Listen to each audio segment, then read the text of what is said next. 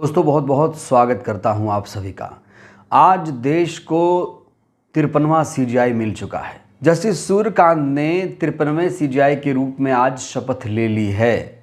लेकिन जिस तरीके से आज तस्वीरें देखने को मिली, उनके शपथ ग्रहण समारोह से जो तस्वीरें सामने आई हैं, उसने कई सारे सवाल खड़े कर दिए। पहला सवाल यह है, क्या सीजीआई को प्रधानमंत्री के सामने हाथ जोड़ना चाहिए? दूसरा सवाल यह है, क्या सीजीआई को किसी का पैर छूना चाहिए? तीसरा सवाल यह है, क्या सीजीआई को राष्ट्रपति के सामने झुकना चाहिए? और वहीं आज सबसे बड़ा सवाल ये खड़ा हुआ कि राष्ट्रपति के शपथ ग्रहण समारोह में एक पूर्व मुख्यमंत्री को आखिर पहली कतार में प्रधानमंत्री गृह मंत्री के बगल में क्यों बिठाया गया? और इससे भी बड़ा सवाल ये खड़ा हुआ कि राहुल गांधी आखिर सीजीआई के शपथ ग्रहण से क्यों नदारद रहे? दोस्तों एक एक करके हम आपको तस्वीरें दिखाने जा रहे हैं। जो कुछ तस्वीरें आई हैं उसने सबको आज हैरान कर दिया है। सबसे पहली तस्वीर मैं आपको दिखाने जा रहा हूं कि जब सीजीआई जस्टिस सूर्यकांत ने शपथ ली तो देखिए क्या हुआ। यहां आप देख सकते हैं, जैसे ही राष्ट्रपति जस्टिस सूर्यकांत को सीजीआई पद की शपथ दिलाती हैं, उसके बाद तुरंत तालियां बजने लगती हैं। हर कोई ताली बजाने लगता है, सीजीआई सूर्यकांत का स्वागत करने लगता है। यहाँ आप देखिए, यहाँ प्रधानमंत्री बैठे हैं और जब प्रधानमंत्री के पास कैमरा जाता है तो उनके चेहरे पर जब कैमरा फोकस करता है तो यहाँ पर देखिए चेहरे पर वो भाव भंगिमा नहीं है। कहा जा रहा है कि प्रधानमंत्री यहाँ खुश नज़र नहीं आ रहे हैं। वहीं सबसे ज़्यादा चौंकाने वाली तस्वीर मनोहर लाल खट्टर की है। पहले रो में दोस्तों देखिए, मेहमानों के पहले रो में जहां पर प्रधानमंत्री बैठे हैं, स्पीकर बैठे हैं, गृह मंत्री, रक्षा मंत्री बैठे हैं, उसी रो में खट्टर को बिठाया गया है। और इसी को लेकर सवाल खड़ा हो रहा है कि खट्टर को आखिर इतना वीआईपी क्यों बनाया गया? क्या हैसियत है खट्टर की? अरे बहुत होता तो वहाँ नायब सिंह सैनी को बिठा देते, लेकिन खट्टर की जगह क्या वहाँ होने चाहिए? कहीं ऐसा तो नहीं खट्टर को विपक्ष के नेता की ही कुर्सी पर बिठा दिया गया? तो दोस्तों यहाँ पर इन तस्वीरों से कई सारे सवाल खड़े हो रहे हैं। एक एक फ्रेम मैं आपको दिखा रहा हूँ। जो कुछ आज तस्वीरें निकल कर आई हैं शपथ ग्रहण समारोह से, एक एक करके मैं आपको तस्वीरें दिखा रहा हूँ और उसका मतलब भी बताने की यहाँ पर कोशिश करता हूँ। इसके बाद कैमरा सीजीआई की तरफ घूमता है। उसके बाद जस्टिस सूर्यकांत सीजीआई शपथ पत्र पर साइन करते हैं। उसके बाद कुछ पल के लिए हॉल में सन्नाटा पसर जाता है। इसके तुरंत बाद सीजीआई साहब खड़े होते हैं और राष्ट्रपति की तरफ जाते हैं और हाथ जोड़कर सिर झुकाकर राष्ट्रपति का अभिवादन स्वीकार करते हैं। यहाँ इन तस्वीरों को देखिए दोस्तों। इस तस्वीर को लेकर खास तौर से सवाल खड़ा हो रहा है कि क्या सीजीआई को राष्ट्रपति के सामने इस तरीके से झुकना चाहिए?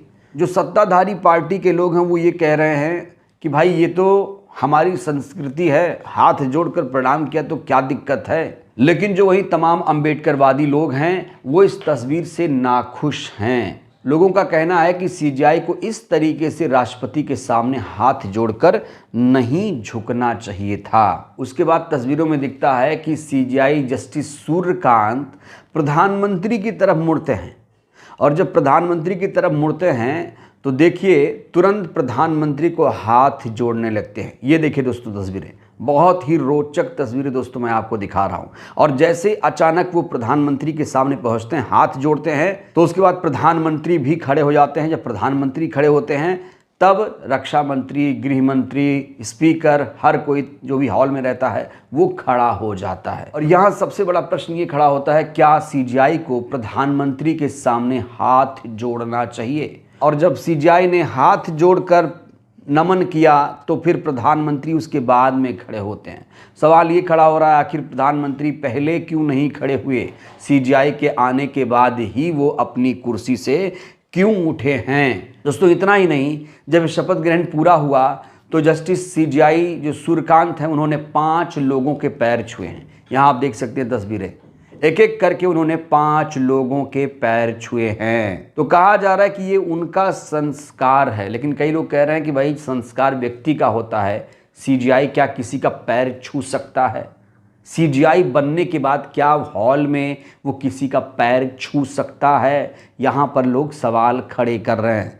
लेकिन जो लोग इस प्रथा को मानते हैं वो ये कह रहे हैं कि भाई पैर ही छुआ है, आशीर्वाद लिया है बड़े बुजुर्गों से, तो क्या ही दिक्कत है। तो यहाँ पर 3 महत्वपूर्ण प्रश्न। क्या सीजीआई राष्ट्रपति के सामने हाथ जोड़कर, सिर झुकाकर नमन कर सकता है? प्रधानमंत्री के सामने हाथ जोड़ सकता है? ये सवाल खड़े हो रहे हैं। और इससे भी बड़ा सवाल कि एलओपी आज कहाँ थे? एलओपी, लीडर ऑफ अपोजिशन, आज फर्स्ट रो में क्यों नहीं नजर आ रहे हैं? दोस्तों, इसको लेकर भी बवाल मचा हुआ है। विपक्ष के नेता कह रहे हैं कि एलओपी को न्योता ही नहीं दिया गया।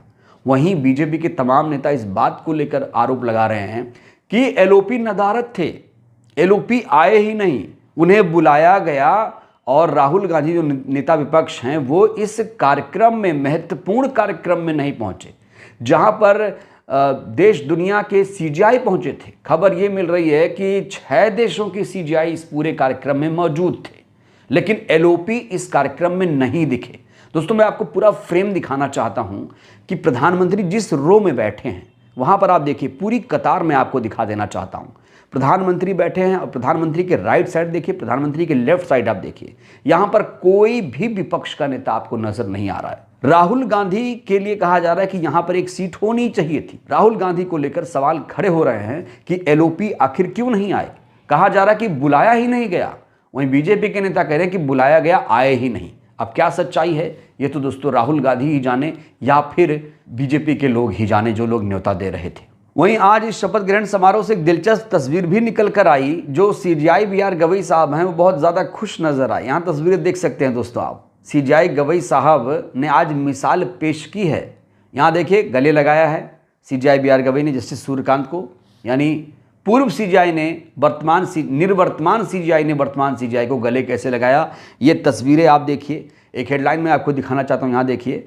पूर्व सीजीआई गवई ने पेश की मिसाल, शपथ के बाद सीजीआई सूर्यकांत को लगाया गले, अपनी आधिकारिक कार भी उनके लिए छोड़ दी। एक बड़ा दिल दिखाया पूर्व सीजीआई बीआर गवई ने, अपनी जो आधिकारिक कार थी उसे छोड़ दी है। और ये बता दें आपको दोस्तों कि जो बीआर गवई साहब हैं वो कोई भी सरकारी पद नहीं ले रहे हैं। सरकारी पद को सीधे से सिरे से ठुकरा दिया है। रिटायरमेंट के तुरंत बाद ही ये ऐलान कर दिया था कि हम कोई भी सरकारी पद नहीं लेंगे। वहीं सीजीआई पद की शपथ लेने के बाद जस्टिस सूर्यकांत ने कहा कि उनकी पहली प्राथमिकता होगी कि लंबित मामलों का तुरंत निपटारा किया जाए, मध्यस्थता को बढ़ाया जाए।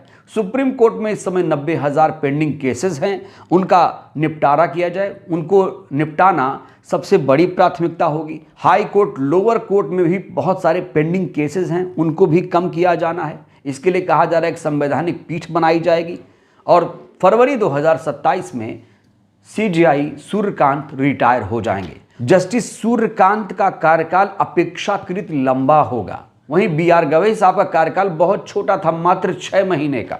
तो अब जस्टिस सूर्यकांत देश के 53वें सीजीआई बन चुके हैं। उनसे बहुत सारी देश को उम्मीदें हैं। देखते हैं वो देश की जनता की उम्मीदों पर कितना खरा उतर पाते हैं। बहरहाल दोस्तों, इस वीडियो में इतना ही।